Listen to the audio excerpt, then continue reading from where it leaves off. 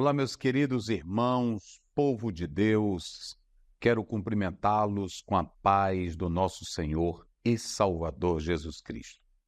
E agradecer ao nosso Pai Eterno, que nos concede mais uma oportunidade de juntos caminharmos aqui pela nossa CPAD, Casa Publicadora das Assembleias de Deus, levando a santa e preciosa Palavra de Deus por meio das nossas lições bíblicas adulto.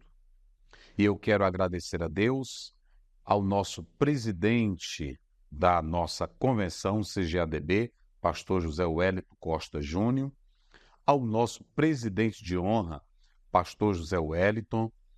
Eu, particularmente, louvo a Deus pela vida deles, pelo carinho e também pela oportunidade que tem nos facultado de aqui estarmos para contribuir com a fé dos eleitos.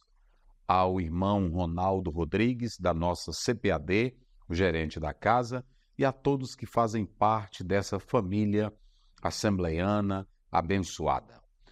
Eu quero, nesse momento, dizer a todos os alunos, professores, que estaremos caminhando neste segundo trimestre com esta lição maravilhosa, a carreira que nos está proposta.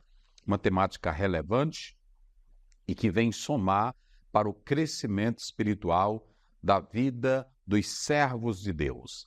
Estaremos tratando sobre a jornada do cristão, desde o momento em que ela se inicia com Cristo, até a consecução final, quando estaremos nas mansões celestiais com nosso Pai eterno. Aliás, esse é o anelo, é o que lateja no coração de cada salvo, a pátria celestial. E o apóstolo de São Paulo foi bem categórico em Filipenses 3:20. A nossa pátria está nos céus, de onde aguardamos o nosso Senhor e Salvador Jesus Cristo. Portanto, através desse livro de apoio que você pode adquirir nas nossas lojas da CPAD, o professor vai ter mais elementos, vai ter mais substância, vai ter mais material para complementar as nossas lições. É verdade que nós temos o conteúdo que está totalmente inserido na nossa lição, mas que o livro de apoio ele serve como recurso didático e com mais elementos para que o professor dê uma aula bem robusta, bem abastecida e possa melhor contribuir para a vida dos nossos alunos. Eu quero agradecer ao Pai Eterno nesse momento e convido você a orar comigo. Pai Santo, Pai querido, Autor da vida, Senhor do céu, da terra e de nossas vidas, eu quero te louvar por este momento especial, por estarmos iniciando este segundo trimestre e abençoando o teu povo com a tua palavra, promovendo o crescimento, promovendo uma espiritualidade à luz da Bíblia, à luz da palavra e o crescimento na fé. Que este trimestre, Senhor, seja mais um fortalecimento nessa jornada, nessa trajetória, nesta caminhada para as mansões celestiais de cada um dos teus filhos e das tuas filhas. Capacita-nos, abençoa os professores, os alunos e que tudo seja para a glória do teu nome, para o nosso crescimento na fé, na comunhão e no ensino da palavra. Rogamos por tudo e é o que te pedimos em nome de Jesus. Amém. Muito bem, queridos, nós queremos dizer que estaremos caminhando neste segundo trimestre com 13 lições importantes. A primeira, o início da caminhada. A segunda, a escolha entre a porta estreita e a porta larga. A terceira lição, o céu, o destino do cristão. A quarta lição, como se conduzir na caminhada. A quinta, os inimigos do cristão. A sexta lição, as nossas armas espirituais. Sétima, o perigo da murmuração. Oitava lição, confessando e abandonando o pecado. Nona lição, resistindo à tentação no caminho. A 10ª lição, desenvolvendo uma consciência de santidade. 11ª, A realidade bíblica do inferno. 12ª, a bendita esperança, a marca do cristão. A 13ª, a cidade celestial. São temas atuais e necessários para aqueles que vivem a vida de fé e que peregrinam neste mundo sabendo que vai habitar no céu de glória. Pois o desejo de Cristo é que nós estejamos onde Ele está. Isso nós podemos provar através da Bíblia em João 14:1. Não se turbe o vosso coração, crede em Deus, crede também em mim. Na casa de meu Pai há muitas moradas. Se não fosse assim, eu vos teria dito, vou preparar-vos lugar, e virei e vos levarei, para que onde eu estiver, estejais vós também. Essa é a nossa confiança. Foi o anelo de Cristo e é a promessa que nós temos dele para juntos habitarmos com ele para sempre. Então, a partir da 1ª até a 13ª lição, estaremos tratando sobre a nossa caminhada para as mansões celestiais. Para início de conversa, nós queremos dizer a todos os irmãos que nós temos o nosso tema, o início da caminhada, lição 1, texto áureo. Jesus respondeu e disse-lhe, na verdade te digo, que aquele que não nascer de novo não pode ver o reino de Deus. João, capítulo 3, verso 3. Verdade prática, o novo nascimento marca o início da jornada do crente em Cristo Jesus. É aqui que nós vamos começar falando sobre essa temática tão relevante, o início da nossa caminhada com Cristo. No ponto 1, nós estaremos tratando sobre a caminhada com Cristo. Subponto 1, compreendendo os dois caminhos. Subponto 2, os 3 companheiros da nossa jornada. No ponto 2, nós temos o novo nascimento. Subponto 1, por que precisamos do novo nascimento? Subponto 2, a religião não faz nascer de novo. Subponto 3, o novo nascimento e o seu processo. No ponto 3, o Novo Testamento e a caminhada de fé do cristão. Subponto 1, o Novo Testamento. Subponto 2, o tema principal do Novo Testamento. E o subponto 3, a importância do Novo Testamento na caminhada do cristão. Ok? Feito isso, amados, nós estaremos seguindo aqui a nossa análise bíblica desses pontos. O propósito nesta aula introdutória é ajudar a cada professor a saber fazer uso didaticamente, metodologicamente das nossas lições para firmar ainda mais a fé dos salvos em Cristo. Ok? Nosso manual é a Bíblia Sagrada e o que nós estamos tratando aqui é extraído dela para o nosso crescimento na fé. Muito bem, queridos, tratando deste ponto da nossa lição, o início da caminhada, foi dito aqui na nossa verdade prática que essa caminhada ela se inicia através do novo nascimento em Cristo Jesus. Isso está claro em João capítulo 3, versículo 3, bem como também no versículo 5. Mas antes de nós tratarmos sobre o início dessa nossa caminhada, atentando aí para o ponto 1, a caminhada com Cristo, nós podemos perceber que a vida, ela não começa sem Deus. Hoje vivemos a época da modernidade, da pós-modernidade, das informações, das ciências, das filosofias. Porém, quando nós realmente desejamos saber sobre a origem do homem, está aqui na palavra de Deus. A vida do homem, ela se inicia com Deus. As transformações, as mudanças que vão acontecendo no cenário humano, na verdade, é devido à desobediência do homem. Em Eclesiastes 7:29 é dito que Deus fez o homem bom, mas ele buscou muitas invenções. Porém, a base para compreender O início da vida do homem está na Bíblia.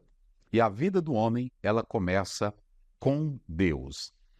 Quando nós analisamos a palavra de Deus, e é muito bom que o professor fale isso na sala de aula, porque nós temos duas concepções sobre o início da vida humana.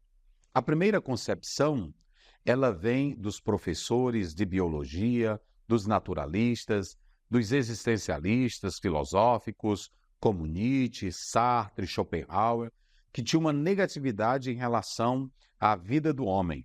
Os existencialistas diziam que o homem nunca caminha para o progresso, caminha sim para a morte.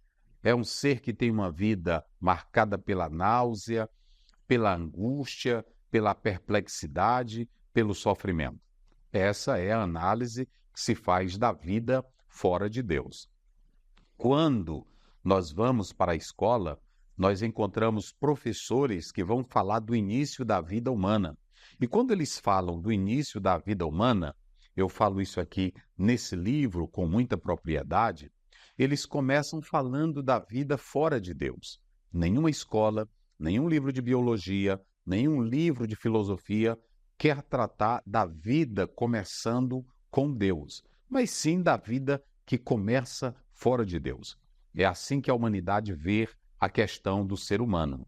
E quando nós atentamos para essa particularidade, logo de início eu quero salientar que o homem, ele começa a vida não de forma pré-humana, como a história relata. E isso vai se ligar àquilo que eles vão chamar de evolução. Ou seja, o homem vai evoluindo, é um ser que, na verdade, começa a sua história e ele vai prosseguindo, chegando esse homem que entra nessa fase pré-humana, na verdade, a própria análise vai dizer isso, é que ele vai se desenvolver através de um animal, de um símil, através, na verdade, de um ser que não expressa a glória de Deus. Mas nós queremos aqui salientar de imediato que o homem, ele não foi feito de uma forma pré-orgânica. À luz de Gênesis 1, 26 e o verso 27, é dito: Deus criou o homem à sua imagem e à sua semelhança. Está na palavra. Ou seja, o homem não é produto do acaso, não é produto dessa questão da forma pré-orgânica. O homem não é um ser que se evoluiu do macaco de maneira nenhuma. O homem tem a sua origem em Deus. Veja que a Bíblia, ela começa dando dignidade ao homem, porque esse homem que é criado por Deus, ele é feito à sua imagem e à sua semelhança. Nós temos duas palavras que no hebraico elas são correlatas, selem, demut. Isso mostra que quando Deus faz o homem, esse homem traz aquilo que na verdade envolve inteligência, capacidade, sabedoria, discernimento. Isso é um ser criado à imagem e à semelhança de Deus. A bem da verdade, ainda que se tenha diversas concepções sobre essa questão da imagem e da semelhança, que nós não vamos entrar em detalhe, mas no livro de apoio eu falo isso constantemente, o que fica aqui preconizado, o que fica aqui claro, óbvio, é que a Bíblia descreve a criação do homem, tendo seu início no Deus eterno. Deus é quem cria o homem, à sua imagem e à sua semelhança. Aqui nós temos o início da vida. A vida do homem, ela começa com Deus. Ainda que outros tenham concepções diversas que contrariam o relato bíblico, particularmente nós ficamos com a própria palavra de Deus, que ela relata isso, que o homem foi criado à imagem e à semelhança desse Deus Todo-Poderoso. Então, é assim que a Bíblia ela começa falando sobre esse homem. E aí nós podemos analisar que vai entrar um debate para se saber dessa parte imaterial do homem, porque o homem ele foi feito de duas partes. A primeira parte é a parte corpórea, material, que é o corpo. A segunda é a parte imaterial, envolvendo a alma, envolvendo o espírito. E como é que essa alma, e como é que esse espírito, possamos assim dizer, ele é passado de geração a geração? Algumas correntes, nesse particular, procuraram tratar dessa parte imaterial. Nós podemos começar analisando a visão platônica, que ele diz que todas as almas elas foram criadas antes da existência humana, mas depois criou o seu corpo humano e a alma ela entrou no corpo humano como uma forma de punição. Essa é a ideia que é relatada por Platão, mas nós temos também a ideia criacionista e temos a ideia que vem do traducionismo. Particularmente, nós podemos crer que a ideia do traducionismo ela se encaixa melhor. Por quê? Quando nós atentamos, por exemplo, para essa visão do criacionismo, ele ensina que Deus cria a alma do homem no momento da concepção ou do nascimento, unindo-a imediatamente ao corpo. Ao passo que o traducionismo diz que o que se entende é que a alma vem por meio do processo de geração natural, semelhantemente ao corpo. E para confirmar isso, faz uso de Hebreus 7:10, Gênesis 2, 1 até o verso 3. O que nós podemos compreender é que esse ser, que é tanto material como imaterial, é corpo, é alma, é espírito, esse ser, ele veio de Deus. Deus criou o homem à sua imagem e à sua semelhança. Então, lá no Éden, a vida do homem, ela se inicia com Deus. E é uma vida perfeita, sem pecado, é uma vida sem desobediência. Porém, o homem peca. E quando esse homem peca, a vida que ele começou com Deus, ela passa a estar fora de Deus. O homem tenta caminhar por si próprio, ouvindo a voz de Satanás. Está lá em Gênesis 3, quando ele assegurou, vocês serão como Deus, sabendo o bem e o mal. Quando desobedece ao Pai eterno, o homem passa a caminhar por si mesmo. E aí entra aquilo que é chamado de pecado original ou natureza pecaminosa. Isso é implantado no homem e, a partir daí, o homem passa a viver em desobediência contra Deus. E a vida prossegue fora dos planos de Deus. Basta você ler Gênesis capítulo 6 para você entender que a carne ou o homem carnal está no centro de tudo, quando o próprio Deus diz que é maldita a terra por causa do homem. A vida começou, ela se iniciou com Deus, mas o homem pecou, desobedeceu a Deus e agora caminha sem Deus. Esse homem, nessa carnalidade, nessa vida de desobediência, precisa voltar-se para Deus. Paulo, escrevendo em Romanos 3:23, diz: todos pecaram e separados ficaram da glória de Deus. Isaías 59 diz, no verso 1:2, que o pecado faz divisão entre Deus e o homem. A vida que começou na fonte, a vida que começou com Deus, ela abscida-se, ela separa-se de Deus. E a partir daí o homem anda sem Deus. Porém, para que essa vida ela retorne a Deus, como dizia o teólogo Agostinho, o homem está inquieto até que ele se volte para Deus, porque ele veio de Deus. O ser humano que começou a vida com Deus, que recebeu o sopro de Deus, o hálito de Deus, por causa da desobediência, por causa do pecado, teve a vida separada, distanciada de Deus. Isso está claro em Romanos 5:12. Então, nesse primeiro ponto, que nós estamos tratando aqui da nossa lição, ele aborda isso. E o professor deve mostrar que a vida do homem nesta terra, ela se iniciou com Deus. O homem pecou, fugiu dos padrões de Deus e, na verdade, ele passou a caminhar sozinho.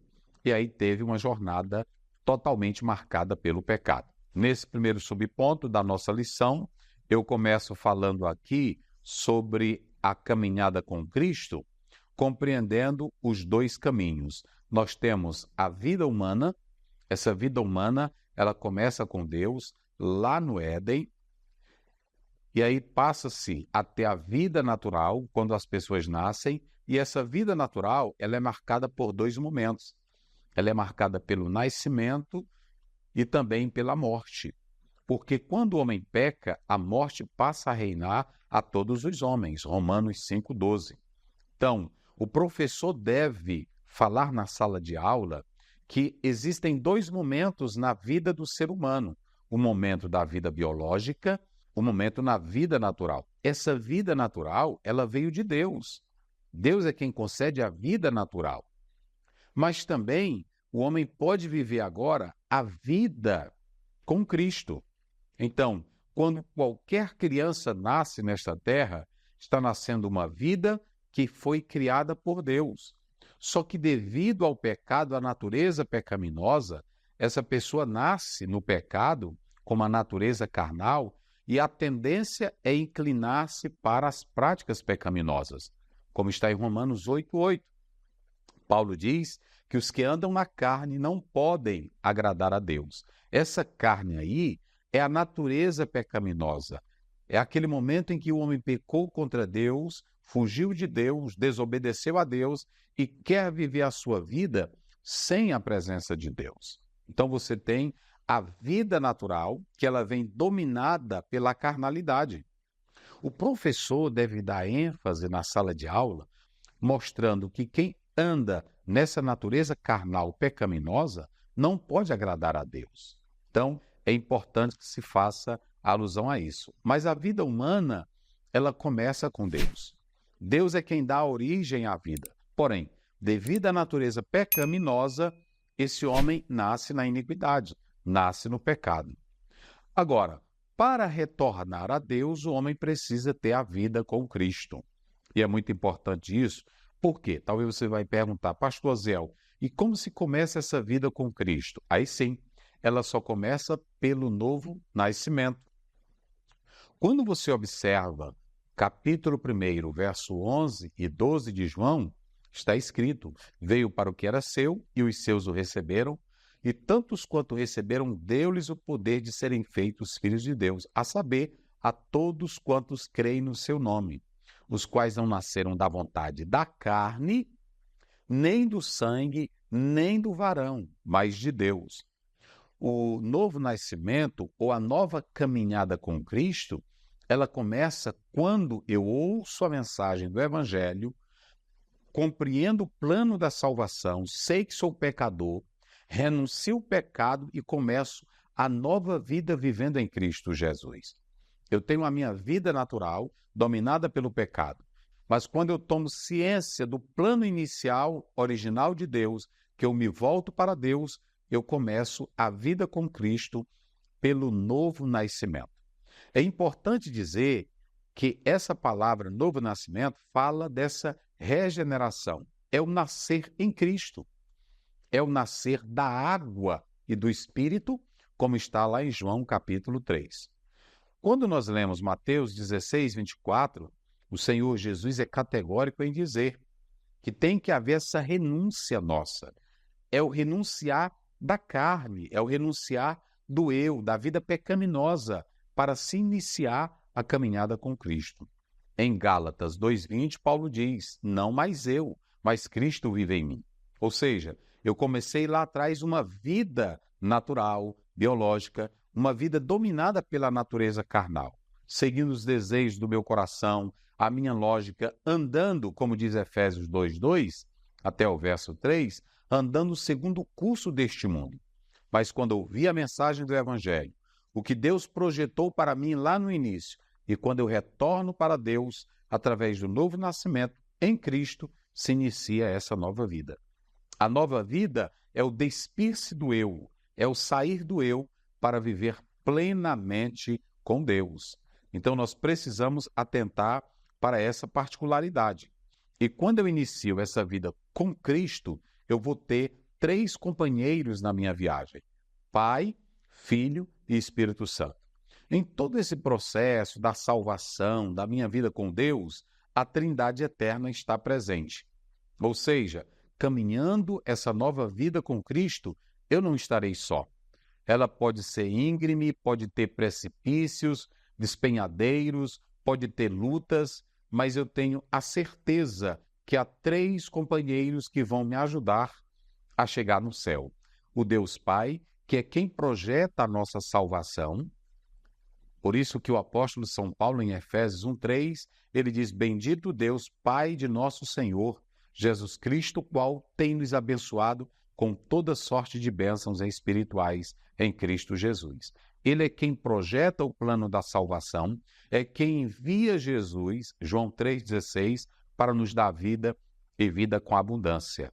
Esse Pai concede o Espírito Santo, que ele quem convence do pecado, da justiça e do juízo, é quem promove o novo nascimento em nós por intermédio da palavra, como diz 2 Pedro 1,23, sendo de novo gerados, não da semente corruptível, mas da incorruptível, a palavra de Deus.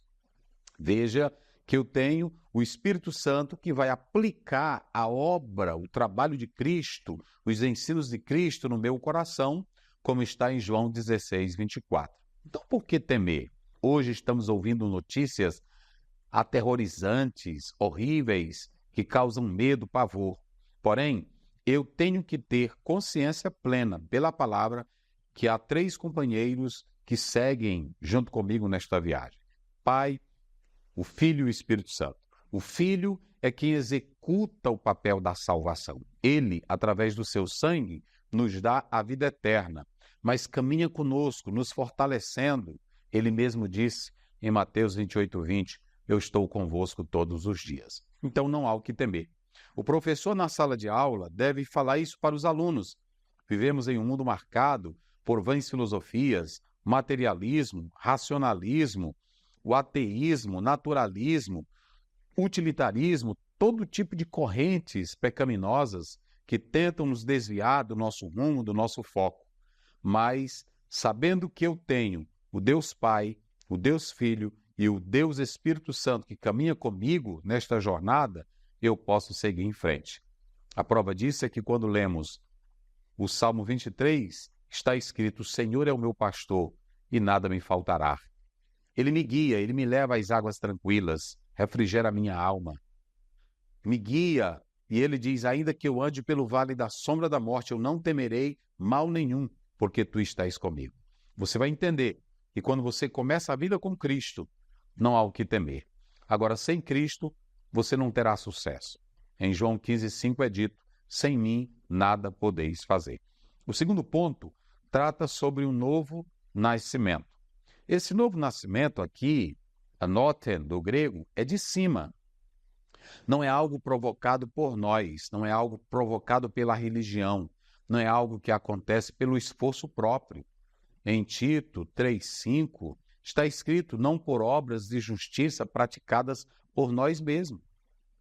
Em Efésios 2:8-9, Paulo diz: porque pela graça sois salvos mediante a fé. Isso não vem de vós, é dom de Deus. Ou seja, não há em mim algo bom que eu diga assim: eu vou promover a minha salvação. O Senhor vai ter que olhar para mim porque eu sou perfeito. Não. O Senhor Jesus, ele disse para Nicodemos, no capítulo 3, verso 3, quem não nascer de novo não pode entrar no reino de Deus. E esse novo nascimento ou regeneração é uma operação dentro do campo da soteriologia provocada simplesmente pelo poder da palavra através da ação divina do Espírito Santo de Deus. No verso 5 do capítulo 3 de João, é dito que vem de cima, vem do céu. Ou seja, quem traz o novo nascimento é o céu. E isso se dá pela ação salvadora de Cristo Jesus, o Filho de Deus. É muito importante. Então, por que nós precisamos do novo nascimento? Simples. Todos pecaram. Romanos 3:23. Todos pecaram e separados ficaram da glória de Deus. E você sabe, à luz de Romanos 6:23, é dito que o salário do pecado é a morte. No pecado, o homem não pode se voltar para Deus. Então, todos nós precisamos do novo nascimento. Por quê? Porque nós pecamos. Quando você pega essa palavra antropos, no grego, se relacionando aqui com Nicodemos, um homem foi ter de noite com Jesus, esse termo aí é genérico. Envolve mulher, envolve criança, envolve o jovem, o adolescente, homem no aspecto geral.